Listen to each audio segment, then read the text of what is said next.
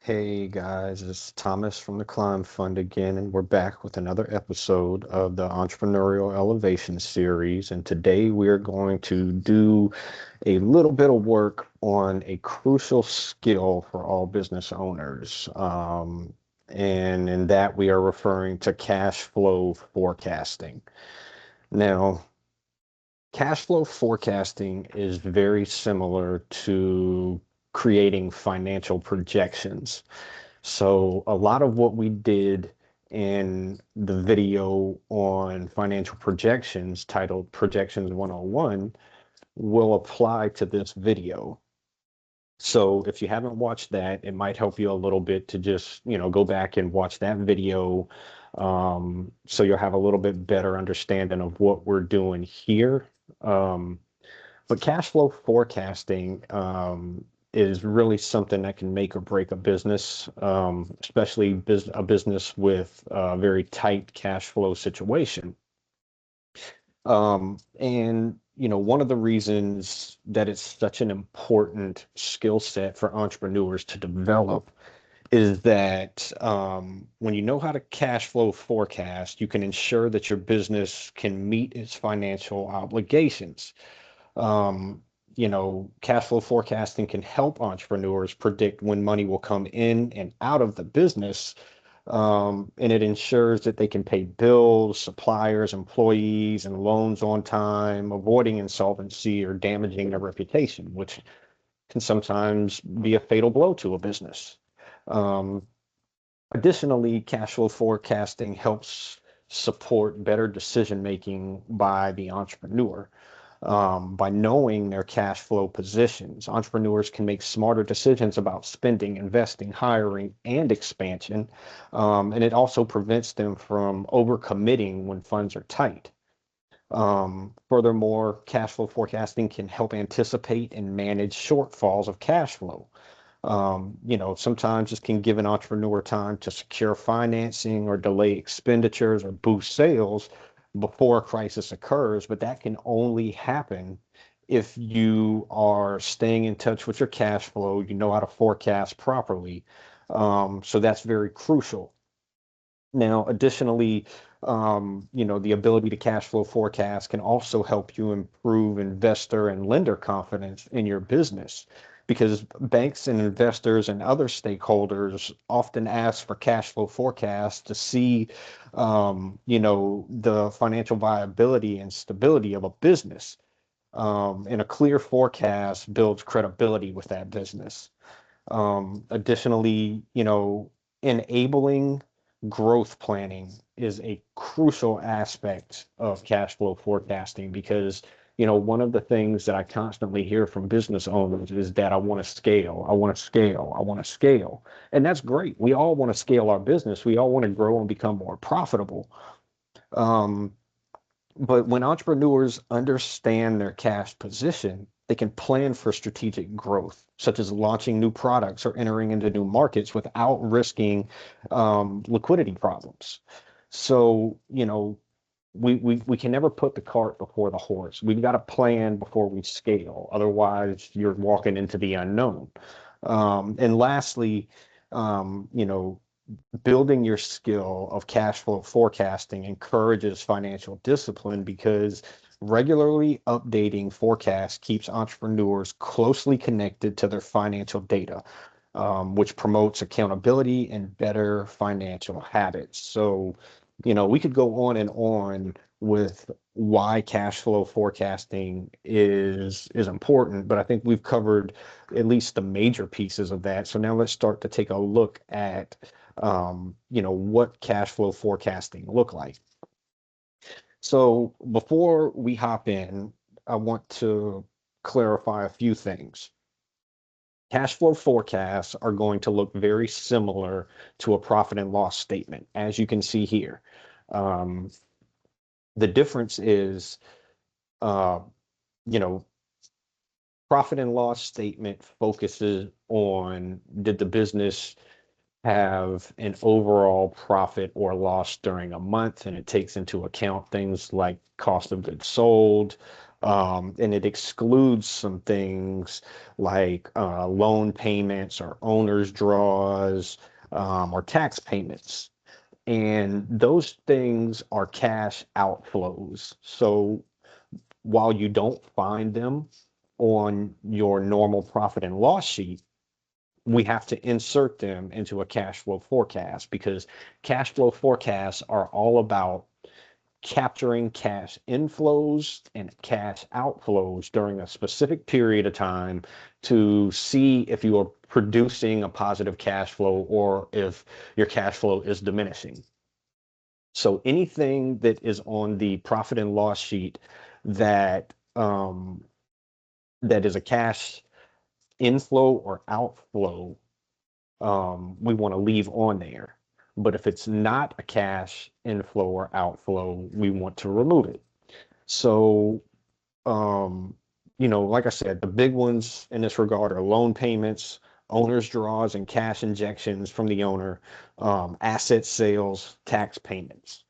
Now, the things that we probably need to remove from our profit and loss sheet in order to create a cash flow statement are depreciation expenses, because depreciation is an asset losing monetary value over time. It doesn't necessarily um, show cash entering or exiting the business. It's just a loss of value.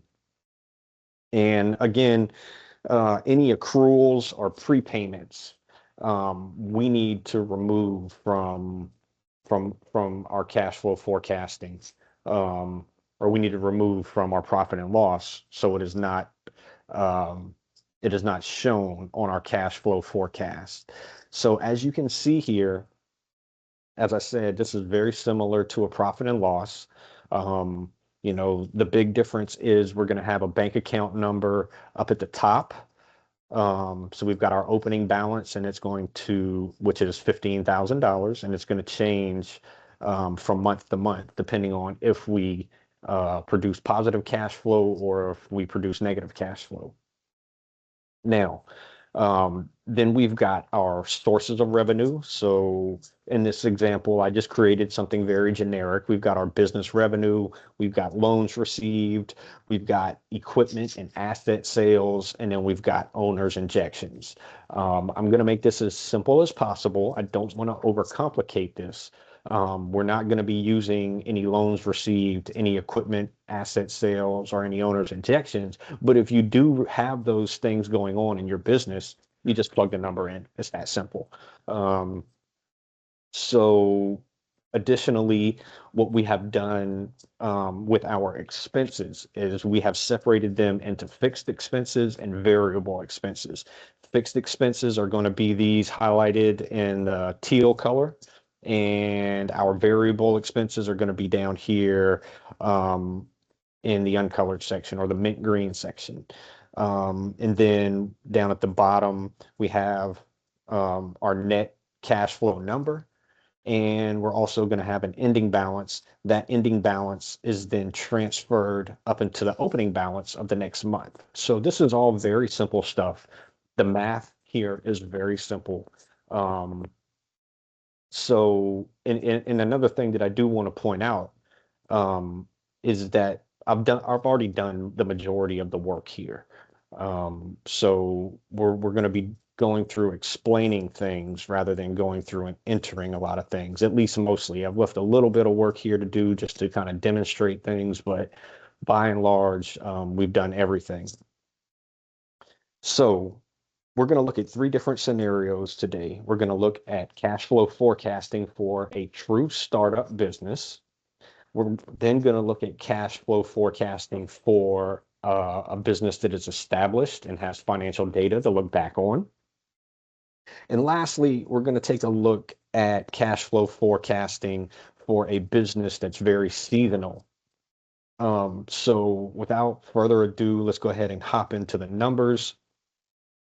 I want to explain our data section down here. So we have a business that opened in October of 2025. And we're going to assume, we're at January 1st. We've got the financial data on hand for October, November, and December of 2025, and we want to try to do a cash flow forecast for the first 3 months of 2026. So January, February, March of 2026, and we are going to base our numbers off of the last 3 months of 2025 because that's the only data that we have. And really, you need at least 3 months of data on hand to be able to begin cash flow forecasting. It's not exactly an easy thing for a startup business to do because you lack, historical financial data to project your numbers from.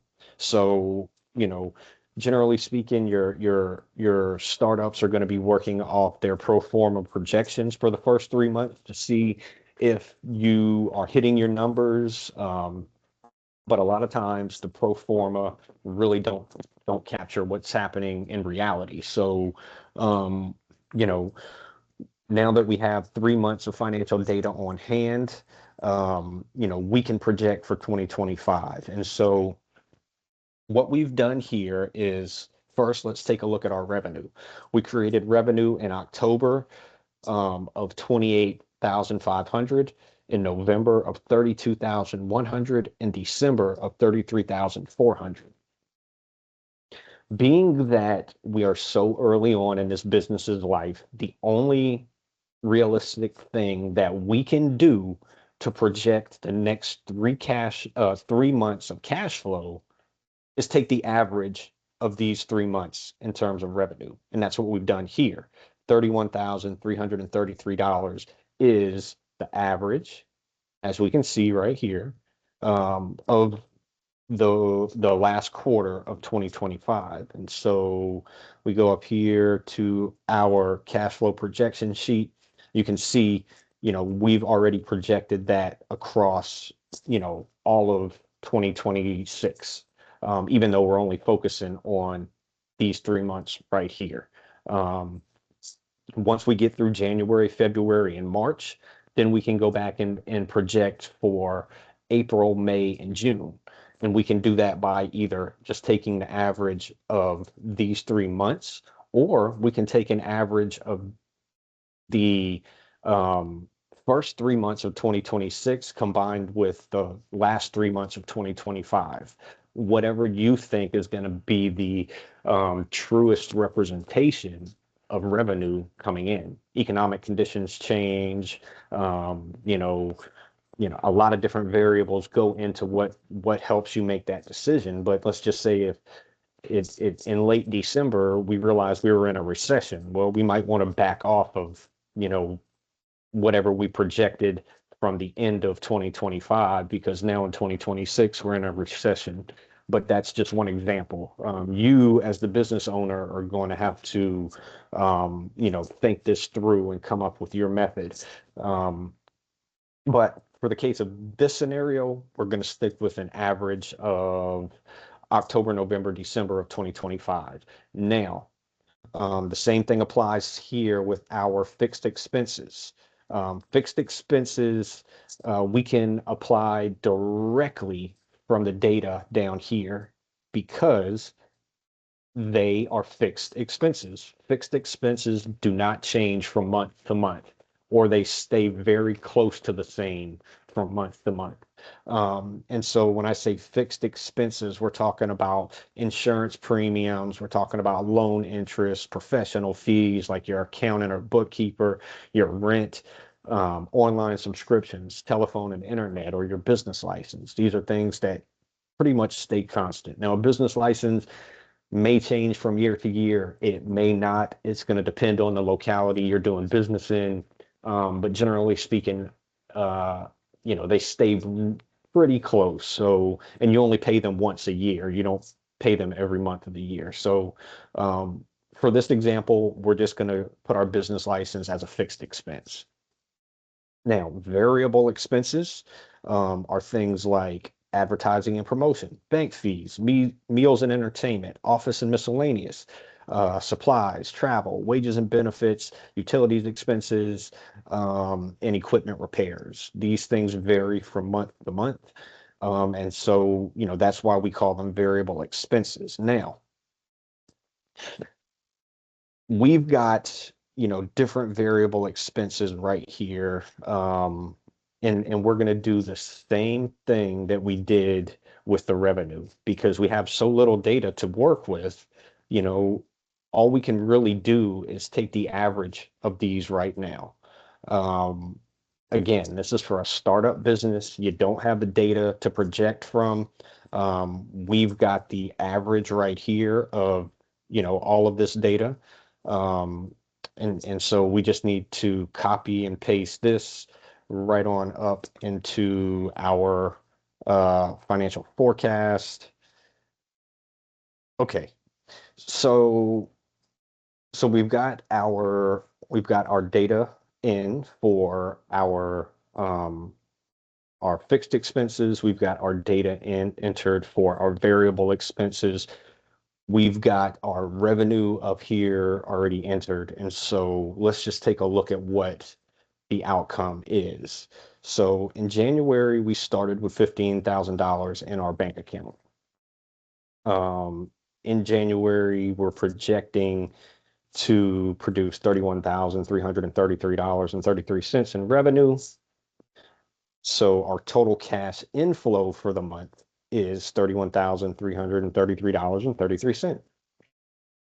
Now, just like on a profit and loss, we're going to subtract all of our expenses, or in this case, what we're going to call them is cash outflows.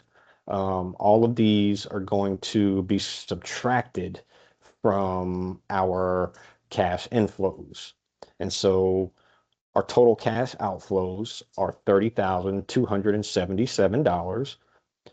And so for the month of January, we created a positive cash flow of $1,056.33, which is going to change our ending balance from $15,000 to $16,000 and $16,056.33. Now, as I said earlier, that ending balance isn't going to transfer up to the beginning balance of February, and we'll start all over from there. And so that is basically what we need to do to create a cash flow forecast for a startup. It's far from ideal. We only have 3 months worth of data to work on. Um, and we want to try to predict what our cash flow is going to look like. So we can only do the best that we can do with the data that we have. Now, in another 3 months, we'll have doubled the data. And then 3 months from that, we'll have tripled the data. So, it's imperfect, but it's a process. Every business goes through a startup phase when it opens up. And I would encourage you guys, if you're in the startup phase, to start doing cash flow forecasting early on, because it's very important. And by the time you get to year 2 or 3, you're going to know your numbers inside and out, and you'll know what to expect. So, that's cash flow forecasting for a startup. Um, Now, the concept is very similar here for an established business. Again, this business is established, so we do have financial data to fall back on to project out into 2026. So we have right here a complete data set from 2025 with regards to revenue, with regards to fixed expenses, and with regards to variable expenses. So,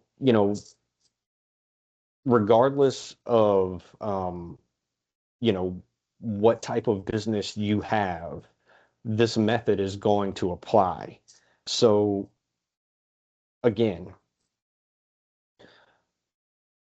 we can take the average of all of our revenue from January to December, and that's what we've done here. We've just done an average of the last year to see what our cash flow looks like. So the average of 2025 with regards to revenue is $30,691.67. So we go back up here and we can project that out. Now, you'll notice that this number here is a little bit different than, our average. Our average is $30,691.67. What we have entered for our expected revenue is $31,305.81. The reason that it's a little bit larger than the average from last year is because of the math that we've done. Um, Under normal business conditions, we um, we would expect to have at least a small increase in revenue from year to year. So as you can see, I've taken our $30,691.97 and multiplied that by 1.02, or a 2% increase from last year, from the last year's average. So that's why this number is a little bit different. You don't have to do that.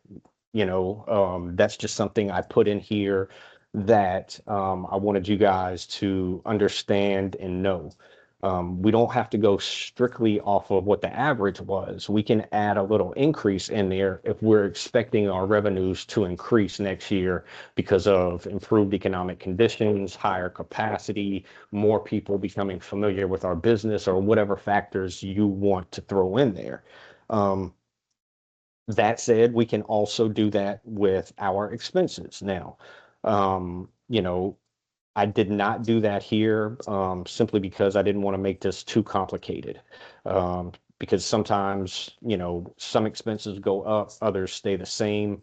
So we've just stuck with the same fixed expenses, and we've taken our variable costs, our variable expenses, and taken the average of the entire year, um, which we have right here.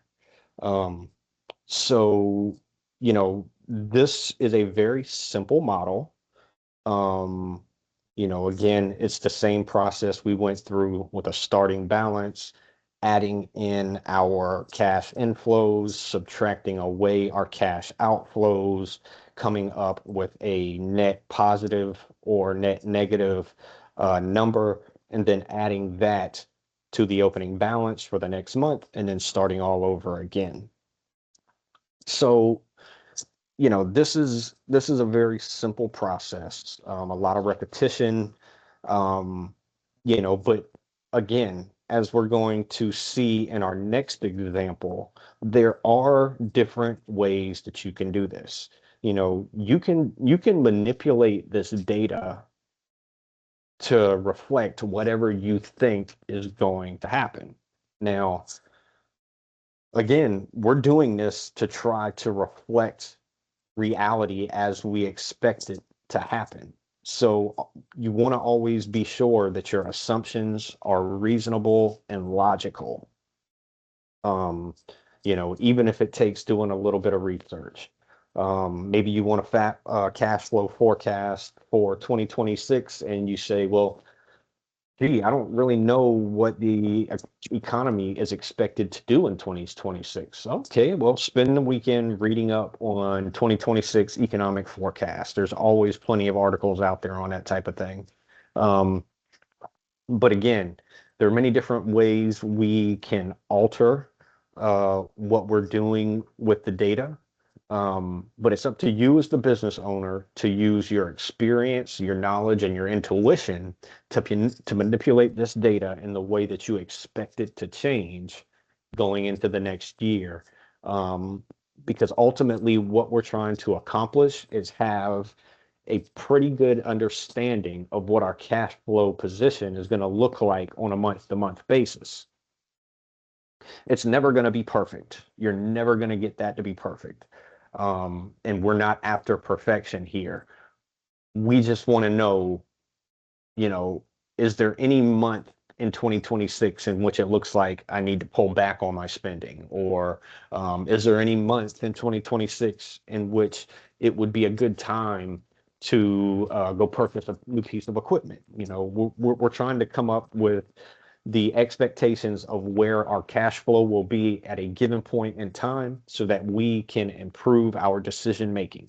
Um, so, you know, this is the established business cash flow. Um, you know, everything is pretty homogeneous here.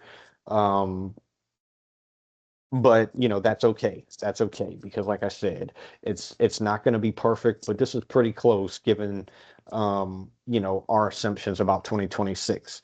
Now, the last one I want to show you, we've done things a little differently with, and so this is a business that's seasonal. So let's take a look at revenue. January, we're going to take a look at it by quarter. So January, February, and March is quarter one. We're expecting 33,000 roughly in revenue. April, May, June, we're expecting, you know, 28,000. So it seems that this business um, begins the year producing more, and then as the spring kicks in, the revenues tend to drop. Then as we get out into July, we see our revenues pick up just a little bit. And then in October, November, and December, we see our revenues jump way back up.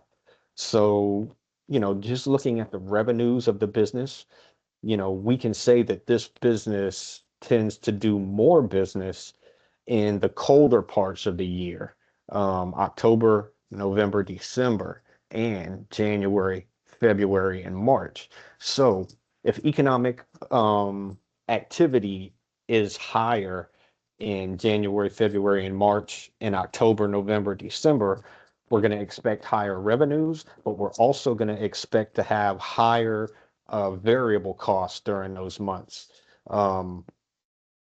So we want to reflect all of that into our cash flow for next year. And so, you know, basically what we've done with our data set is that we have broken it up by quarter. So quarter one, quarter two, quarter three, and quarter four.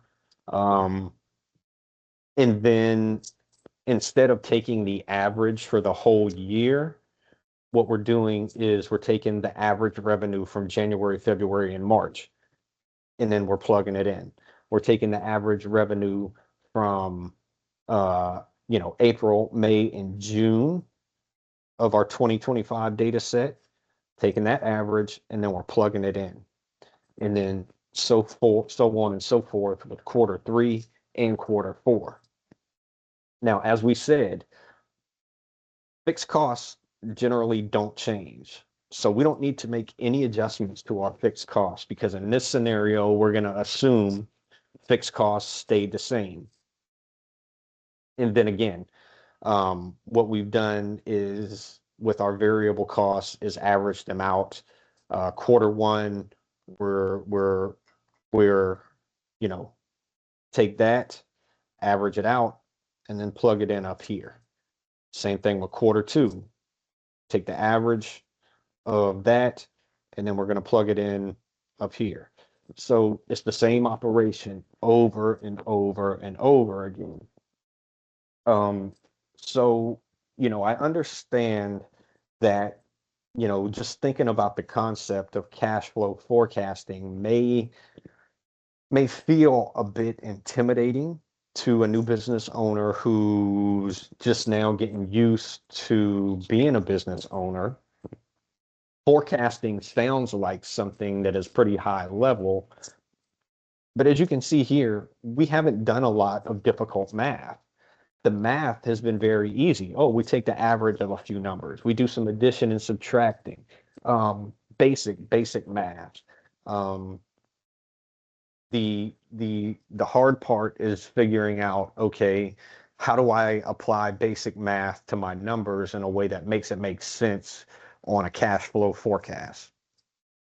You know, so we've seen through the established cash flow forecast, we can just take an average of a whole year.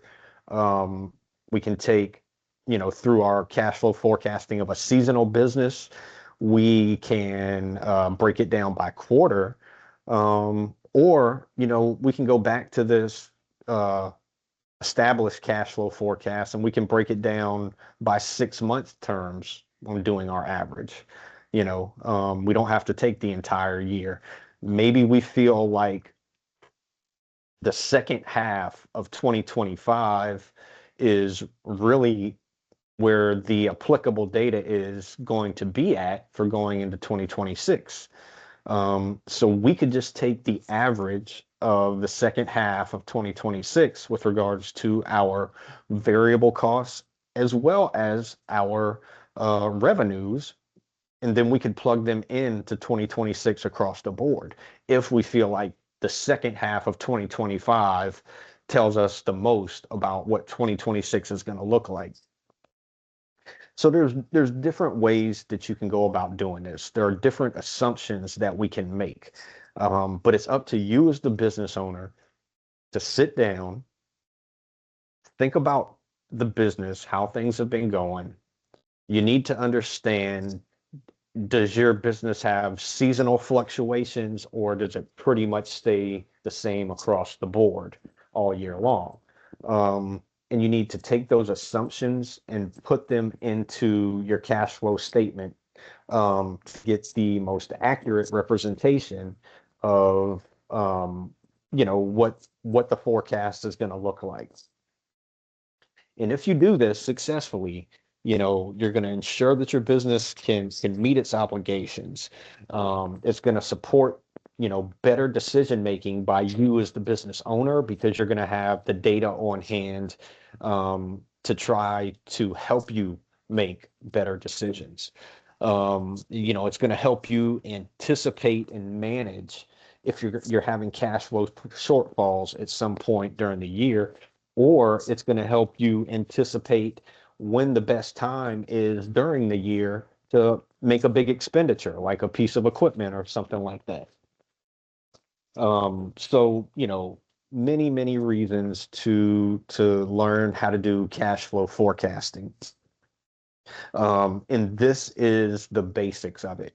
I've really tried to dumb this down to make it as simple as possible, because you can get really creative with this, and you can make it really complex if you want to think about, all of the anticipated economic changes going into the period where you want to forecast.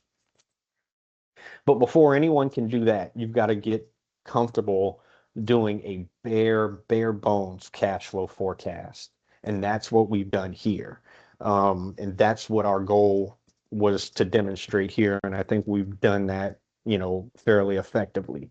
So, this is cash flow forecasting. If you guys have any questions, you know how to reach me. Thomas@climbfund.org is my email address. I'm always available to answer questions or help you develop your cash flow forecast.